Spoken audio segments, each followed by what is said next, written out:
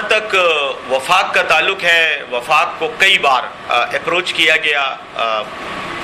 Return میں بھی، تحریری طور پر بھی اپروچ کیا گیا، اور بالمشافہ ملاقاتوں میں بھی بار بار اس بات کا جو ہے وہ ریکویسٹ کی گئی کہ آپ ہمیں موقع دیں کہ ہم افغانستان اپنا وفد لے کر جائیں اور افغان حکام سے اس سلسلے میں بات چیت کریں۔ صوبائی لیول پر چونکہ ہمارے صوبے کا علاقائی اور جغرافیائی جو ایک لوکیشن ہے، جو محل وقوع ہے، اس میں افغانستان میں جو کچھ ہوتا ہے اس کے براہ راست اثرات ہم پر پڑتے ہیں اور ہمارے اثرات ان پر پڑتے ہیں۔ تو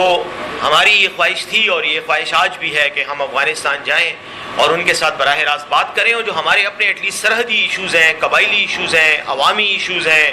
جس میں تجارت بھی ہے، جس میں باہمی تعاون بھی ہے مختلف شعبہ زندگی میں مثلا بات کروں گا صحت۔ افغانوں کو اس وقت ہیلتھ کا بہت بڑا پرابلم ہے وہاں پر، بلکہ میں یہ کہوں گا کہ ابھی ریسنٹ ایک رپورٹ کے مطابق وہاں کینسر بہت زیادہ تیزی سے پھیل رہا ہے، اور وہاں کے عوام ہمارے خونی رشتے ہیں ان کے ساتھ، ہمارے مذہبی، دینی، سوشل، کلچرل اور ایتھنک ایشو ان کے ساتھ رشتے ہیں۔ تو ہمارا بھی ان کے حالات کو دیکھ کر اتنا ہی دل دکھتا ہے جتنی تکلیف سے وہ گزرتے ہیں، جتنا وہ شاید خود برداشت کر رہے ہیں۔ تو ہماری یہ خواہش تھی کہ ہم ان کے ساتھ ایک تعاون کے طور پر ان کو وہاں صحت کی فیسلٹیز بھی اپنی طرف سے آفر کریں، اور باقی جو کچھ ہم کر سکتے ہیں ان کے ساتھ تعاون وہ کریں۔ لیکن بدقسمتی سے پولیٹیکل جو ایک تنازعہ ہے، پولیٹیکل جو ایک پولرائزیشن ہے، اس کی وجہ سے حکومت نے ابھی تک اس پر کوئی فیصلہ نہیں دیا، نہ ہاں کر رہے ہیں اور نہ کر رہے ہیں، نہ انکار کر رہے ہیں اور نہ ہمیں اجازت دے رہے ہیں۔ تو ہم نے اس سلسلے میں تو خود افغان سفارت خانے سے بھی میری بات چیت ہوئی، اور افغان حکام سے کابل میں بھی براہ راست بات ہوئی، ان کو کہا اور ان کی خواہش ہے کہ ہم آئیں، ان کی طرف سے ہمیں ویلکم کیا جا رہا ہے، لیکن چونکہ قانونی ایک ایشو ہے، اور قانونی میں بھی کوئی ایشو نہیں ہے سوائے اس کے کہ ایک پولیٹیکل عناد کو، پولیٹیکل بغض کو سفارتکاری، ڈپلومسی اور لیگلٹی کے کانٹیکسٹ میں لا کر اس کو ایکسپلائٹ کیا جا رہا ہے۔ اور اس کی میں بات یہ اس لیے کروں گا کہ دیکھیں، وفاق یقیناً کسی بھی فیڈریشن میں وفاق کی ذمہ داری ہوتی ہے خارجہ تعلقات کی، بین الاقوامی انٹریکشن کی، لیکن ہم بین الاقوامی تعلقات بنانے کے لیے نہیں جا رہے، ہم نیشنل سیکیورٹی کے امور پر بات کرنے نہیں جا رہے۔ ہم یہ چاہتے ہیں کہ ہم وہاں جائیں، ان کے ساتھ ان ایشوز پر بات کریں جو صوبے کو براہ راست متاثر کرتی ہیں، نہ کہ وفاق کے ایشوز کو۔ تو وفاق اپنا کام کرے، جو کچھ انہوں نے کرنا ہے، جو انہوں نے تیر مارنے ہیں وہ ماریں۔ اب تک تو جو تیر مارے ہیں اس کا تو کوئی خاطر خواہ نتیجہ سامنے نہیں آیا، بلکہ پچھلے تقریباً 2022 میں جب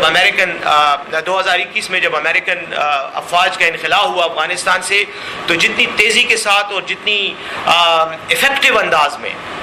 پاکستان کو چاہیے تھا کہ ان کے ساتھ ڈپلومیٹک ریلیشنز قائم کرتے، ان کے ساتھ براہ راست رابطہ رکھتے، اپنی ایمبیسی کو فعال رکھتے، اور ان کے ساتھ ہر وقت ہر ایشو پر جو پاکستان اور افغان تعلقات کو متاثر کرنے کی کیپیسٹی یا اہلیت رکھتا ہو، اس ایشو پر فوری طور پر ان کو انگیج کرنا، یہ وفاق کی ذمہ داری تھی۔ کچھ نہیں کیا۔ آپ کو پتہ ہے کہ کافی عرصہ تو ہمارا سفیر بھی وہاں پر نہیں تھا، اور جو شاہجہ دے افیئرز ہے وہی معاملات کو سنبھال رہا تھا۔ اس کے بعد افغانستان کے ساتھ ہمارے محترم بلا وجہ بھٹو صاحب جو ہیں وہ کئی بار دیگر ممالک گئے، امریکہ گئے، براعظم افریقہ گئے، ایشیا کے تمام ملکوں کا دورہ کیا، لیکن آدھے گھنٹے کے فاصلے پر افغانستان کابل نہیں جا سکے، ان کو یہ توفیق نہیں ہوئی، اور آخر میں بھیجا بھی تو خاتون کو، ہنا ربانی کھر کو، وہ بھی 1-2 گھنٹے کے لیے گئی اور واپس آ گئی۔ اب جو ایک بدقسمتی ہے یہ ہماری کہ ہمارا ملک اپنی سرحد کو امپورٹنس نہیں دے رہا، لیکن منگولیا اور آذربائیجان کو امپورٹنس دے رہا ہے۔ میں یہ سمجھتا ہوں کہ یہ ایک بہت بڑا وہ ہے، ایک ڈیفیشنسی رہی ہے ہمارے پولیٹیکل اور ہماری ڈپلومیسی میں، ہماری فارن افیئرز پالیسی میں بہت بڑا ایک فلا ہے، ایک ڈیفیکٹ ہے۔ بہرحال ہم نے کوشش کی، ہماری ابھی بھی کوشش ہے۔ ابھی ریسنٹلی بھی میری کچھ دن پہلے ہی بلکہ اسلام آباد میں افغان سفیر سے بھی بات ہوئی، ان کے کچھ اور عمائدین یہاں آئے تھے، ان سے بھی بات ہوئی ہے، اور کابل میں بھی میرے پرسنل بھی رابطے ہیں، بلکہ ہماری خواہش ہے کہ ہم ان کے ساتھ جو ہیں وہ ان تعلقات کو بڑھائیں، اور بلکہ ہم نے یہ بھی کہا ہے افغان ایمبیسڈر کو، میں نے خود وزیر اعلیٰ صاحب کی طرف سے یہ دعوت بھی دی ہے کہ افغان حکام جب بھی پاکستان کے دورے پہ آئیں تو ہم ان کو اسپیشلی خیبر پختونخوا میں ویلکم کریں گے. ہم چاہیں گے کہ وہ ہمارے بھی مہمان بنے, اور اس کے لیے جو بھی وفاق کی طرف سے جو اجازت اور جو پرمیشنز چاہیے وہ ہم نے حاصل کرنی ہے انشاءاللہ, اور ہم ان کو بلائیں گے. کچھ عرصہ پہلے مولا متقی صاحب آنا تھا, انہوں نے پاکستان نہیں آئے ابھی تک, لیکن ہماری خواہش تھی کہ ہم ان کو پشاور میں مدعو کریں. تو انشاءاللہ ہمارا ان کے ساتھ جو بھی پاسبل ریلیشن شپ ہے وہ ہم کریں گے. جہاں تک آپ نے یہ ڈرون حملوں کی بات کی, تو یقیناً جیسے میں نے تھوڑی دیر پہلے بھی میں بات کر رہا تھا شمیم شاہد صاحب سے کہ دیکھیں یہ ایک جنگی صورتحال ہے. یہاں پر میں خود بھی کل اور پرسوں میں وہیں تھا, وزیرستان, نارتھ وزیرستان گئے, میران شاہ گئے, اور اس کے علاوہ پھر جو باقی جگہیں ہیں لکی مروت اور بنو میں بھی, وہاں پہ بھی آپ کو پتہ ہے مختلف قسم کی دہشت گردی کے واقعات مسلسل ہو رہے ہیں. یقیناً ایسا ہوتا ہے, بعض واقعات غلطی کی وجہ سے بھی ہو جاتے ہیں, بعض واقعات انیڈورٹنٹلی ہو جاتے ہیں. میں سمجھتا ہوں یہ انگریزی کا لفظ جو ہے انیڈورٹنٹلی, یہ زیادہ مناسب لفظ ہے. ہوتا ہے, ہم اس کو ہر طرح سے روکنے کی کوشش کرتے ہیں, اور ہماری کوشش یہی ہوتی ہے کہ خدا اگر کبھی بدقسمتی سے کوئی ایسا حادثہ ہو جائے تو فوری طور پر جو بھی ہم ریلیف عوام کو اس کانٹیکس میں دے سکتے ہیں وہ ہم دیں. جیسے میر علی میں جو افسوسناک واقعہ ہوا جس میں کچھ بچوں کی شہادتیں ہوئیں,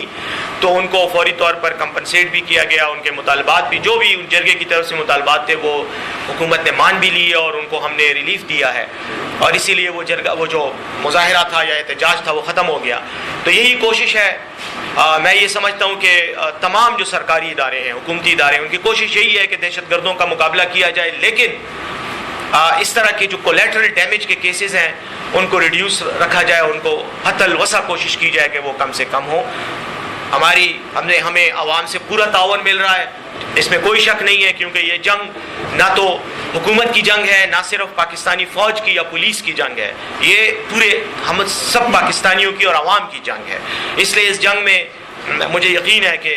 عوام کا تعاون ہمارے ساتھ ہے. وفاقی حکومت یا جو مقتدر قوت ہے ان کے ساتھ جو پی ٹی آئی کے جو مذاکرات کے حوالے سے آپ کے کردار کا بار بار ذکر آ رہا ہے, تو اس بارے میں بتانا پسند کریں گے کہ عمران خان کو رہا کرنے کے سمے آپ کی جو کاوش ہے وہ کس مرحلے میں؟ دیکھیں, پاکستان تحریک انصاف کی طرف سے کئی لوگ سرکردہ جو ہماری لیڈرشپ ہے پارٹی کی, ان کی طرف سے مذاکرات میں آپ کو پتہ ہے ہوئے ہیں. پھر ایک کمیٹی بھی بنائی گئی جو حکومت کے ساتھ مذاکرات کر رہی تھی. بعد میں آپ کو پتہ ہے کہ وہ کمیٹی تحلیل ہو گئی اور وہ مذاکرات کا سلسلہ رک گیا. تو ہم تو پی ٹی آئی کی طرف سے سیاسی تناظر میں بھی اور ذاتی حیثیت میں بھی اور پارٹی کی حیثیت میں بھی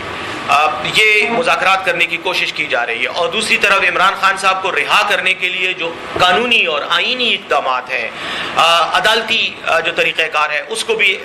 یوز کیا جا رہا ہے, استعمال کیا جا رہا ہے. آپ کو پتہ ہے کئی پٹیشنز زیر سماعت ہیں. ابھی کچھ دن پہلے بھی پارٹی لیڈرشپ کی ملاقات چیف جسٹس اسلام آباد ہائی کورٹ سے ہوئی تھی, اور ان سے یہی استدعا کی گئی, ریکویسٹ کی گئی کہ خان صاحب کے جو کیسز ہیں ضمانتوں کے وہ لگائے جائیں. اب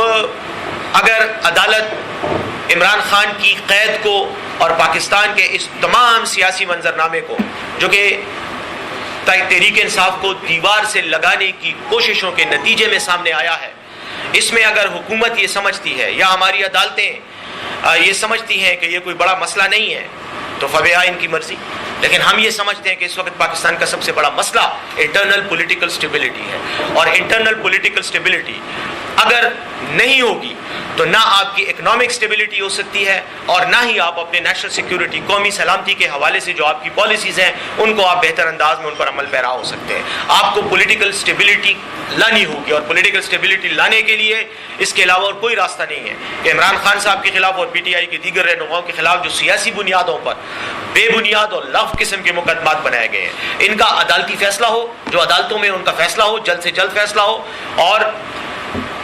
تمام ان بے گناہ قیدیوں کو رہا کر کے پولیٹیکل دھارے میں شامل کیا جائے. اگر نہیں کرو گے تو ٹھیک ہے, آپ ڈیلے کر رہے ہو, ان کو آپ اندر رکھ رہے ہو. 2 سال سے عمران خان صاحب جیل میں ہی ہیں,